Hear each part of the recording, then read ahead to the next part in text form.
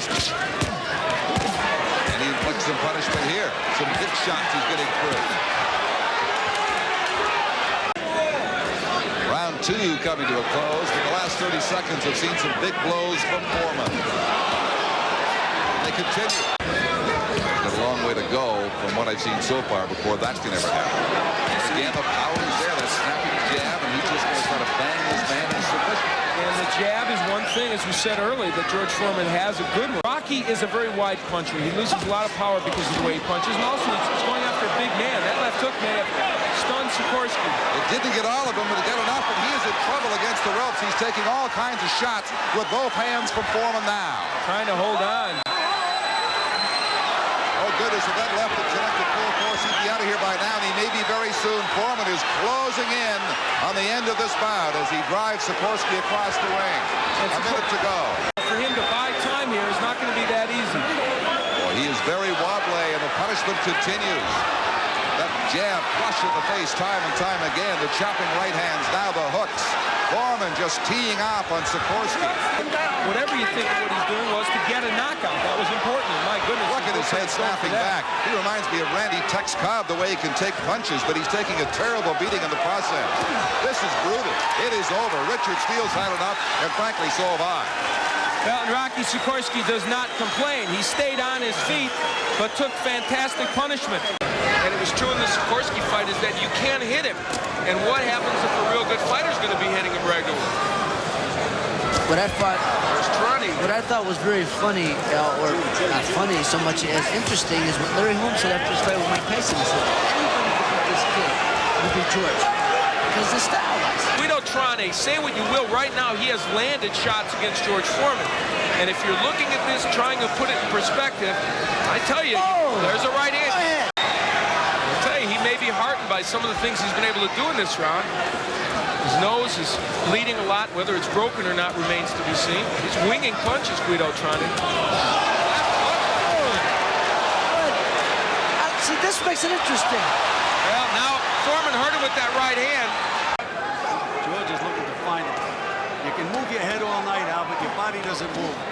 George be trying to throw some real bombs downstairs. He's really not trying to hit the body of Kawi. He's landing in this round, no question about that. He's having a good 6th round. And he got nailed. Kawi lands a short right hand and a left hook. Another hook by Kawi. Foreman just pushes him off. Gil, do you feel like everything is kind of in slow motion here? Yes, I certainly do. We're watching a fight as if you could stop it and use a still every 10 or 12 seconds.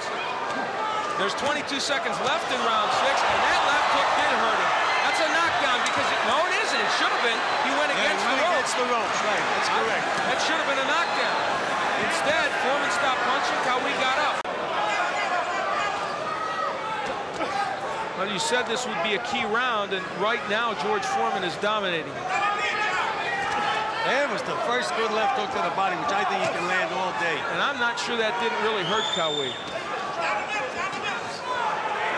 I think Kawi wants to quit. That's it. Well, as I said, Al, he had the will to get by this round, which he did not have. Well, it's an unsatisfactory ending, to be sure, from all standpoints. Look at some of those short. The end of there was that good left hook underneath. I think that took all the rest of the fight out of Dwight Kawi. I had been mentioning he was wide open for that punch, and he's just brutalizing him now. Nothing great, no big snap, but the punches are there, and I guess Kawi knew he was out of gas, and that was the end of the fight. You touched the key word there, Alex, balance, something that Gil Clancy has said that he really wanted to work on with Jerry Cooney. Oh, there's a left from George Foreman. Without the mouthpiece for the remainder of the round. Well, there's that jab of Foreman again getting in.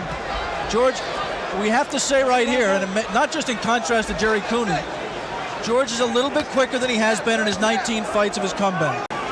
Wait a minute, I am not supposed to be on the ropes. Let me get out of here, and he did.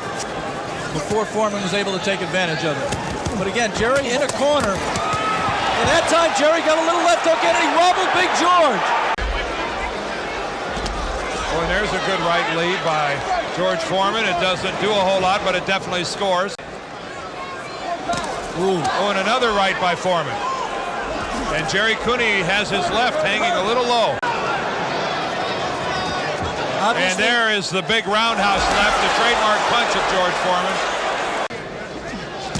Oh, and look at the left, come up and slice the left. And Jerry Cooney's in big trouble. He's ready to go. And there he goes. 2, 3. First knockdown. Watch the inside right hand. Foreman again walking to Cooney. I'm sorry, left got him in trouble. It was a left hand inside that first got him in trouble.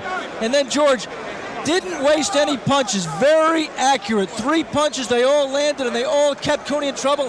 And then a swinging right hand and him helpless and down. George Foreman did not miss 1 punch once he had his man hurt. But it was the left that sliced between the gloves of Jerry Cooney. There it is right there. You saw it lift the chin. And now it's just target practice. And Jerry Cooney really showing a lot of will just staying on his feet. He's out on his feet. And let me say something about Jerry Cooney. In the Holmes fight and the Spinks fight, when he was hurt that way, when his legs buckled. Now let's see if he's learned anything about how to survive, because he's got 1 minute and 8 seconds left. Oh! And that's it! And I don't think this fight's over. This fight's over. George Foreman blows away Jerry Cooney in the second round. This is the result. This is the finish of the fight, and Jerry Cooney really, for all intents and purposes, the left uppercut, there's the right, it's all over. You know, George Foreman throws a lot of unorthodox punches. That time he threw an uppercut, he got out over his lead foot, and he threw a perfect uppercut. Well, walking in with it. Yeah, keep in mind, Alex, it's against a man who's really out on his feet. I mean, Jerry Cooney showed a lot of gameness and just trying to continue. Again, George comes in for the kill. But the thing I was impressed about, Dan, was the accuracy of Foreman. And Jerry Cooney goes down hard. And right behind it. Boom. And you really have to wonder if the strategy. So Rodriguez coming inside more than Dundee would want. He's open. There's a shot. A left hook catches him, and down goes Rodriguez. It looked almost like a grazing shot. It counts up to 5 and 6 and 7. He's not going to make it. It's 8, 9, and 10. It's all over. A second round knockout for George Foreman. We see it again. Watch, look for the left hook. He sets it up here. The right hand misses now. Here it is, bam! And down he goes. And when he threw it, it didn't look like it was that heavy, but Adelson Rodriguez, a guy who scored 26 knockouts of his own, really on Queer Street. He cannot recover from that. So we answer the questions in a hurry here. Can George stay in there with a world-class fighter? The answer tonight is definitely yes. Misses the right, now watch the left hook. Here it comes, bang, right there. And again, it didn't look like it caught him that flush, but George is so big and so strong that Rodriguez can't recover from it. You can tell by the way his body is kind of going around awkwardly that he's definitely knocked out. Here he comes, he misses with the right. Now it's just the left hand, look at him, bang, he just catches him. The head spins and down he goes. And the awkward position he lands in and the way he falls. It's taken 13 years before Canada is ready for George Foreman again. Going to the body of Ken LaCusta. Matter of fact, that exhibition. And there goes LaCusta here in the third. 1, 2, 3, 4. Struggling to get to his feet. He's not going to get up. He made it. And the crowd going wild. Foreman now will intensify his effort. As Foreman said before, you can take no one for granted. And there goes LaCusta down for the second time. The crowd urging him to get up again. 3 knockdown rule in effect. Will he make it? No! It is over. LaCusta goes out with a bang.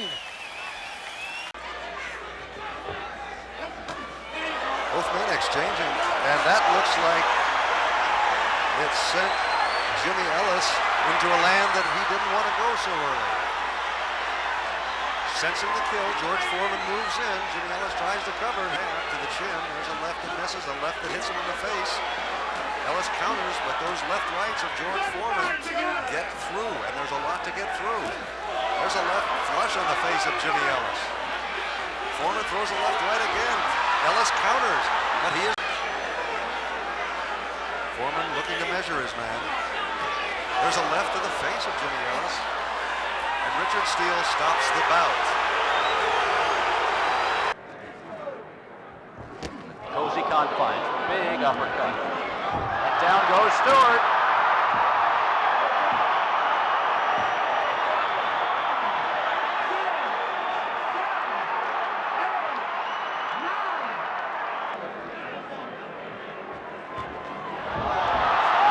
Stewart is level.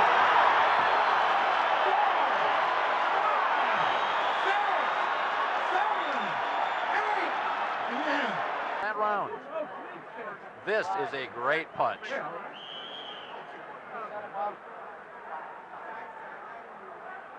That is going to knock any heavyweight in the world down. You can't let Foreman hang out in the corner. An uppercut. And Stewart's right foot drags on the canvas. He's in big trouble. Big George is close to knocking him out. Fueled by the crowd. That early on, or he hits with both hands. He's got that short clubbing left hand.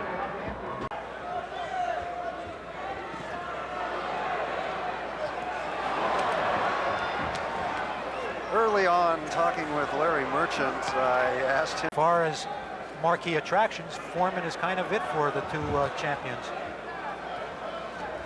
George Foreman at the age of 44, a stunning success story in terms of his comeback trail and name impact as a George Foreman jab.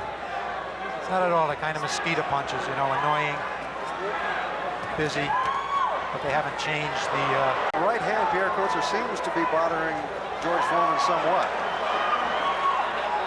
I see Foreman just continue to pound him. Wait, and here he continues to allow the punches by Pierre Coetzer to at least land, but certainly not do any damage, and then moves in for his own destruction. By virtue of those two defeats, solid defeats, so to speak, he's here tonight, make a payday. And he keeps coming back at George Foreman. He's not content to stay back. George Foreman continues to stalk Pierre Coetzer. Ooh, that was a good left hook. Strong left and a right following up, sending Pierre Coetzer to the mat. George Foreman stalking his man and waiting for the opportunity that came in a lightning flash. A lot of good shots on Coetzer's body. Let's take a look at that stinging left from George Foreman. Pierre Coetzer's response was something in the arena of delayed reaction, I think. Yeah, well, it was the left that did it, and he followed through with the right, but he was on his way down by then.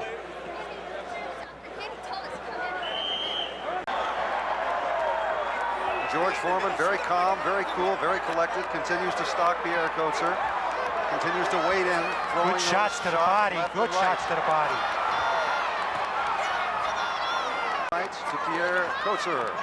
Very impressive the way he's making every punch count. Huge left and right. There's another left jab. Scheduled 10 rounds.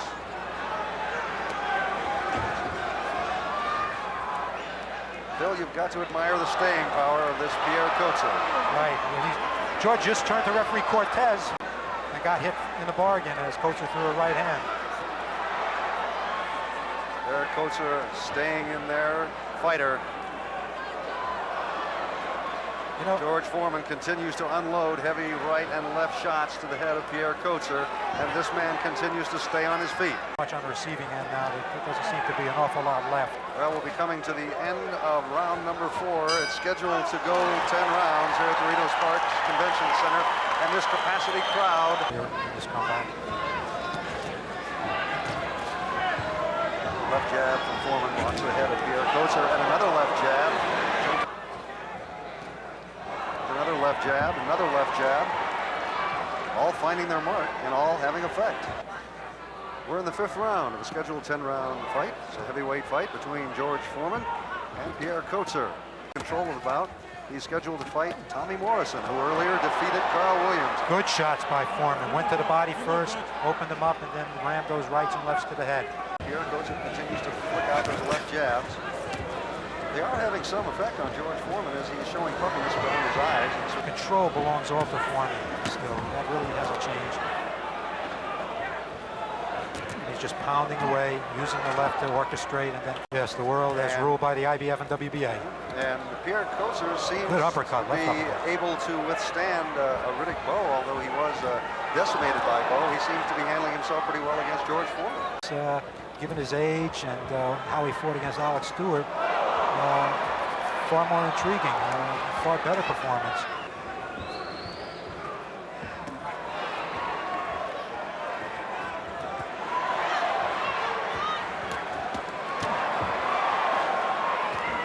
Foreman now going on the offensive against Pierre Coacher.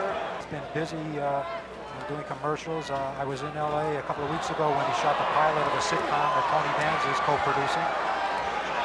Foreman seemingly having Coacher in the corner and not able to corner him and keep him there and inflict damage. But those doesn't appear to have the overpowering strength.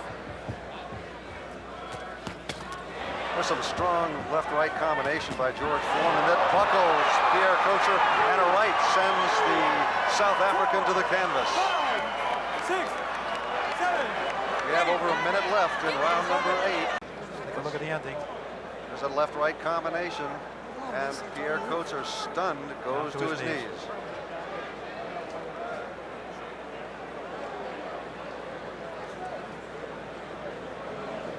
Legs buckle, he turns away, goes to his knees. Kind of looks like Western movies, that dramatic death. And as you can see, the bridge of the nose continues to bleed freely.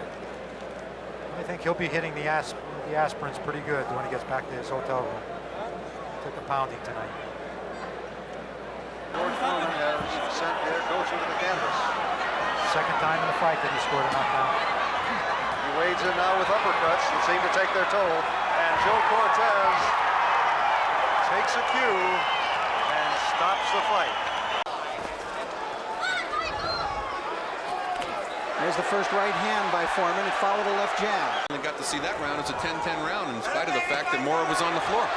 There's again the left-right combination by Foreman, but it is amazing, but it does look like George wasn't turning down any burgers in the last 2 days. There's a good cracking right hand from George Foreman, but more sharp right hand. And Teddy Atlas very nervous that Mora is fighting in this close, Rich. Again, big article in one of the New York papers that was prophesizing that George was going to try a rope-a-dope type of situation here with Mora, and nothing could be further from the truth. Center. Foreman now trying to keep Mora away with the jab. Just push from there, he follows up with the right hand. Mora answers back. Mora doing a great job of every time Foreman lands something significant, Mora comes back with 2 or 3 of his own. Or the lack of them.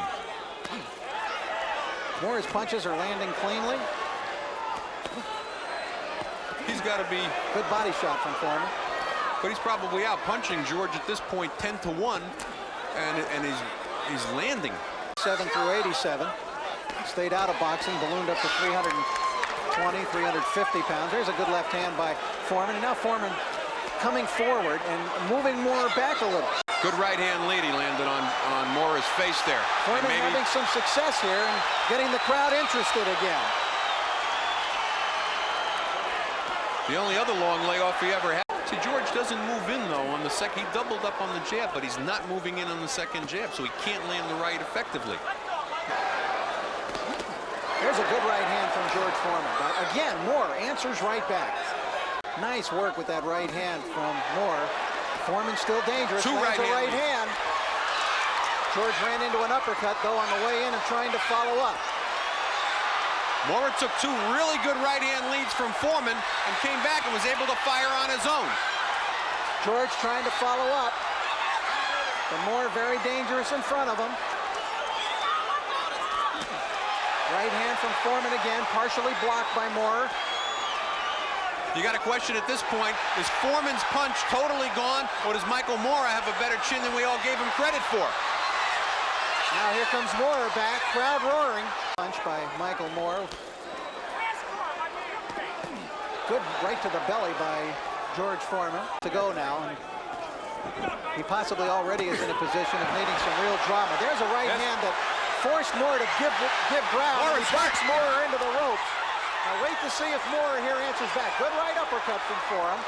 His betting windows to bet on him, driving the odds down, much the way that the odds were driven down on this fight when they saw Foreman look in reasonable shape. And now George, following the advice of Angelo Dundee, is coming in round number 10. Looking to land that right. There's a left hook that he finally landed tonight. You know, that's a tremendous punch for George when he can land it, but it hasn't been there. Take the time, though, to work on something else that would work against the southpaw as some other challenger might do. He just figured it's another fighter, left-handed, right-handed. This is the way I fight. And like you said, there's the left hook from Foreman. That one rattled Moore a little bit. And another punch from Foreman and another left hook. So George had to adapt, and there he goes. He's walking into the left hook. George Foreman enjoying his best round of the fight here in round 10. There's a right hand. Down goes Moore. He's flat on his back. He may not get up. Not maybe. He's not moving. Moore could be about to lose the heavyweight title. I don't believe this. Joe Cortez pulls off the count. It is over. Holy and George Foreman has pulled off the miracle that no one thought possible. George Foreman, unbelievably, miraculously, is once again the heavyweight champion of the world. Now let's take a look at the replay. Watch for the beautiful left hook, right hand combination. He walked right into the left hook, followed by the right. Teddy Atlas kept saying to him, move only to your right. George adapted by Mora only moving to his right, which now finally allowed George to start landing the left hook, which we didn't see for the first 8 rounds. Mora out cold. You asked several times during the fight if Foreman's punch deserted him. It turned out not to be the case. There's that right hand going in on Moore. Down goes Moore. And Arnie, I think we could all tell that as soon as he hit the canvas, he was done. It was over. The experts said coming into this fight that if Foreman hit Mora the way he was hit by Bert Cooper, that he would not get up. Foreman wild with the right hand, almost amateurish. There's that long tree-like left jab of Foreman, one of the great jabs in boxing history. Schmeling, who of course won it, and Carl Mildenberger, who in 1966 attempted to wrest the title from Muhammad Ali, but chopping left uppercut inside from Foreman. Mildenberger fought well before being stopped by Ali in 12 rounds. Foreman getting more serious, left hand by George. Right hand by Foreman, and Schultz counters. Better round for Foreman here in the second round. He's really gotten his jab to much, much better work. Right uppercut by Foreman inside as Schultz. Angelo Dundee wants more jabs from Foreman, and that's the way he starts here in round 5. That's a good jab from Foreman. George has the jab working better tonight than it did against Michael Moore last November. Good right uppercut from Foreman. Schultz answers back with a right. Schultz would try to emulate what Tommy Morrison did against Foreman. I wouldn't say he's gone to the extent that Morrison did. Morrison really was dancing around the ring. Right hand from Foreman after a Schultz right. That one hurt Schultz. Schultz in a little bit of difficulty here, comes up and holds Foreman. Left hook by Foreman. Big George weighing 256 pounds tonight. He is not the heaviest man ever to fight for the title. Primo Carnera was, but several times more than that. Oh, good right uppercut from Foreman. But Schultz displaying the good chin we heard about. Foreman lining him up with the jab. Schultz back in the move once again. There it is again. 1 minute into round 11. Strong right hand from George Foreman. Oh, there's that 1-2 by Foreman. And Schultz.